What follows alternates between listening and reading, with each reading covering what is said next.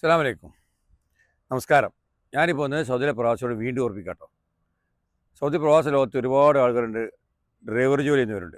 എനിക്ക് പറയാനുള്ളത് ഈ ഹെവി വണ്ടികൾ ഓടിക്കുന്ന ആൾക്കാരോടാണ് പറയാനുള്ളത്. ഈ DN വണ്ടി, റൂഫ് വണ്ടികൾ, ഇങ്ങനത്തെ വണ്ടികൾ ഓടിക്കുന്ന ഹെവി ലൈസൻസ് വേണം.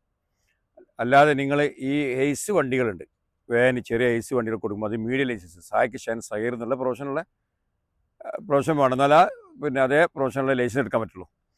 അല്ലാതെ ആ വണ്ടി ലൈറ്റ് ലൈസൻസ് എടുത്തിട്ട് ഈ ഹെവി വണ്ടികൾ ഓടിക്കുന്ന ആൾക്കാരാണ് എനിക്ക് പറയാനുള്ളത്. നിങ്ങൾ ഏതെങ്കിലും സാഹചര്യത്തിൽ ട്രാഫിക് പോലീസ് പിടിക്കപ്പെട്ടാൽ നിങ്ങൾക്ക് ഫൈൻ കിട്ടും.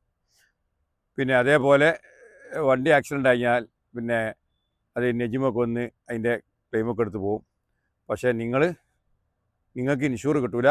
ആ വണ്ടി ക്ലെയിം ഇടിച്ചതിൻ്റെ ഇതനുസരിച്ചിട്ട് അതിൻ്റെ എത്ര പൈസ വെച്ചാൽ അത് തിരിച്ചടക്കേണ്ട മെസ്സേജ് വരും. അത് അടച്ചിട്ടില്ലെങ്കിൽ നിങ്ങൾക്ക് വലിയ കേസാവും.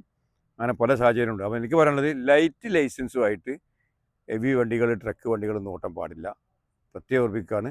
പിന്നെ ലൈറ്റ് ലൈസൻസുമായിട്ട് ചെറിയ കാറുകൾ മറ്റേ കൊടുക്കാൻ പാടുള്ളൂ. ഹെവി വണ്ടികളാകുമ്പോൾ അതിൻ്റേതായ പ്രൊഫഷനും വേണം, അതേപോലെ ലൈസൻസും വേണം. അല്ലെങ്കിൽ നിങ്ങൾക്ക് ഇൻഷുറൻസും മറ്റൊന്നും കിട്ടില്ല. പിന്നെ കേസായി അതായി ഒക്കെ ആവും. മറക്കണ്ട. എന്ത് സംശയം കൊടുക്കാം. അസ്സലാമു അലൈക്കും.